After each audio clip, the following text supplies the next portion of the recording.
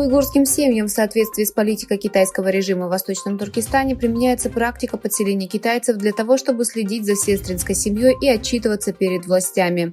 На видеозаписи свидетельницы лагеря госпожи Зумрет Давуд, взятой из китайских социальных сетей, китайцы, занимающие дом мусульманской уйгурской семьи, заставляли маленькую уйгурскую девочку употреблять алкоголь. Но на этом проблема не закончилась. Китайцы сделали видеозапись с девочкой, которая лежала беспомощная и пьяная, не в силах понять, что она испытывает, после чего саркастически поделились этим в своих аккаунтах в социальных сетях.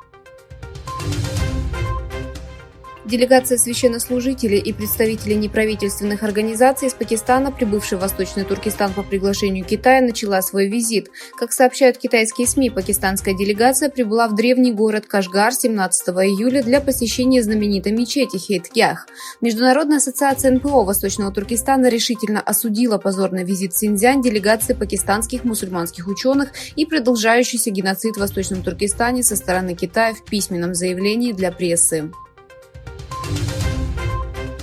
Китай заменил Россию в рейтинге стран, с которыми Казахстан торгует больше всего, согласно новостям, основанным на данных НАРЫК Национального агентства Республики Казахстан по статистике. За первые 5 месяцев текущего года объем торговли Казахстана с Китаем составил почти 11 миллиардов долларов, а с Россией – 10,5 миллиардов долларов. Заместитель министра иностранных дел Казахстана Алмаз Айдаров, выступая на пресс-конференции в Астане, сообщил, что поток инвестиций из России в Казахстан сократился на 20%. Бывший госсекретарь США Генри Киссинджер встретился с председателем страны Си Цзиньпином во время визита в столицу Китая Пекин.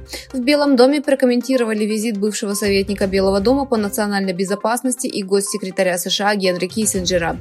Очень жаль, что обычный гражданин может встретиться с министром обороны Китая и иметь связи, которых нет у официальных властей США.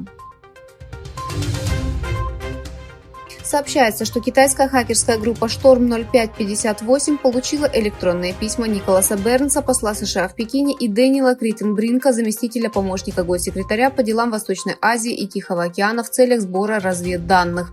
CNN со ссылкой на источники, близкие к этому вопросу, заявляет, что инцидент был частью кибератаки на электронную почту учреждений в Соединенных Штатах, за которую Microsoft и Белый дом возлагают ответственность на Китай. Лидеры США, Южной Кореи и Японии проведут трехстороннюю встречу в Соединенных Штатах в августе. Одной из важных тем станет Северная Корея. Ожидается, что встреча будет посвящена способам усиления сдерживания ядерных и ракетных угроз Северной Кореи.